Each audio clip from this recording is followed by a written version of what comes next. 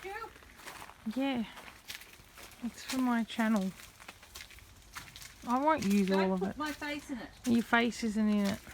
Or even my body. It isn't in it. Many times. No, Out. there's no parts. I'll just do some filming here. Look at this monstera that's just started growing in my garden. Mystery plant.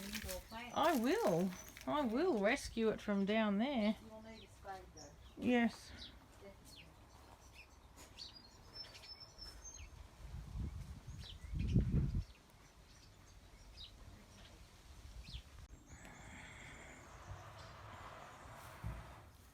So we've been quite busy rectifying the grassy area out the back yet again.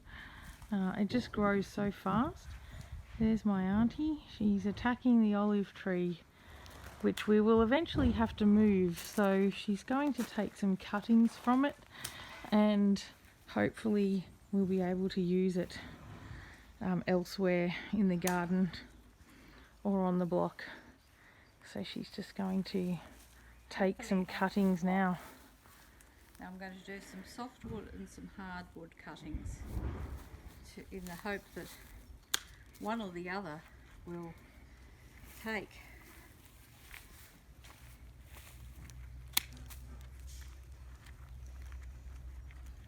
So how do you do it? Well, ideally they should be about 8 inches, they say, long, and you just take the bottom layer of leaves off. It should be a clean cut, which it is, and then you dip it in, which I'll do around near the sources of water, dip the end into the rooting compound, and that will assist it to produce roots. That is the aim anyway. Well, you just strip the stuff off from down the bottom, because if you don't it'll be just mucky water. I probably told you overkill on the water. I'm getting It'll evaporate. A few down at a time. Okay, so you strip off the bottom leaves. Yeah. Okay. And just have some green at the top to stop them from dying of wilt. Okay. Or some such thing. It's what the book says. Okay, so ideally you would pour some of this rooting compound in there and do it that way, so you're not contaminating the cloning mixture. Right. Okay, that's what you do. Okay. But because I reckon I'll probably just about use it all up at this rate, and we're just going to stick it in the water. Now I've already done that with some smaller ones over there. Okay. If you'll see, that's. Well, hopefully they'll grow. Yes. And then what happens? Ones in the buckets first. They grow a bit bigger and then we replant them. Probably looking at a year. Okay. They say. You know, to get some roots established. Okay. So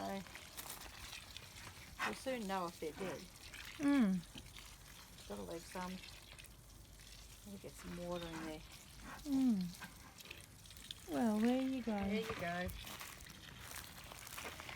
Put a bit more dirt. Oh, I haven't done this one. Ugh.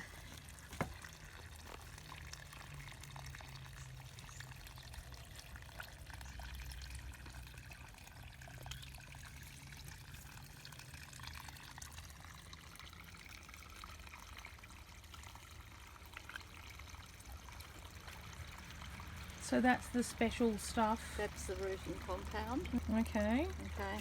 And then you put it. Well, then you ideally the soil is soft enough to plant. Needs to be. Ideally, you would be doing this in a sandy loam, which this seems to be, but which has been had composted mixture. But we're hoping that this is good enough. This is a good enough. So, because it's so dry, this it's going to take a while to soak up water. Yeah. Well, it hasn't had any in it except rain. Which is, well, ideally rain should be enough, shouldn't it?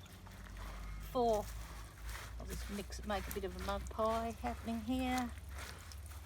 Get that in a bit.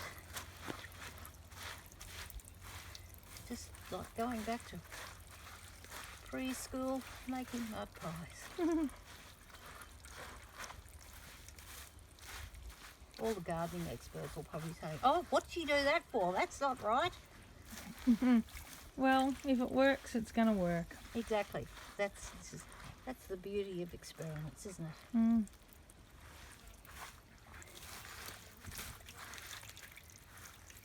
Just with a little bit of luck, as the song goes. Just leave the hose running for a while longer. I'll try and do the other cutting just with the water and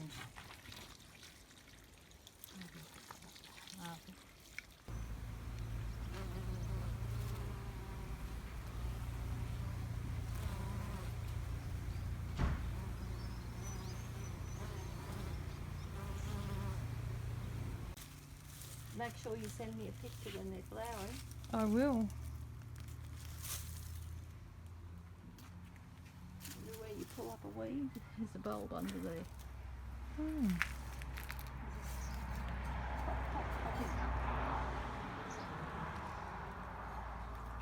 Which is amazing because I wouldn't have thought it could be up so soon.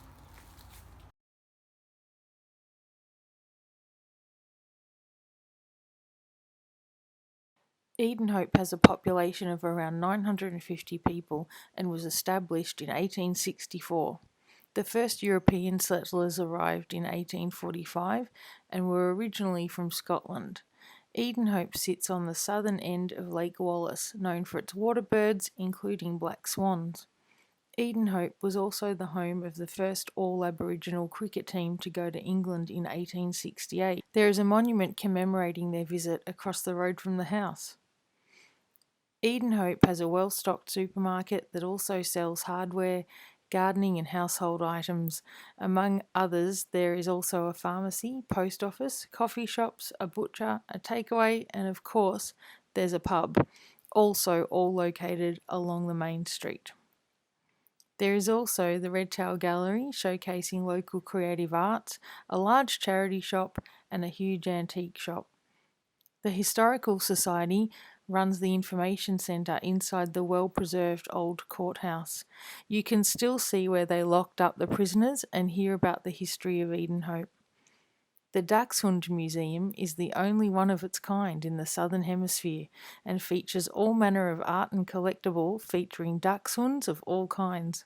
The sausage dogs are also celebrated with their own Day of the Dactyl each April, with dachshunds and their owners descending on the town from far and wide. This year, visitors came from Melbourne, Adelaide, and even Tasmania. I'm driving to the block to collect kindling. There are always plenty of small sticks and branches that get blown from the trees, and about once a week or so in winter, I go and collect them to use them in my fireplace. Usually a bag or two will last a while.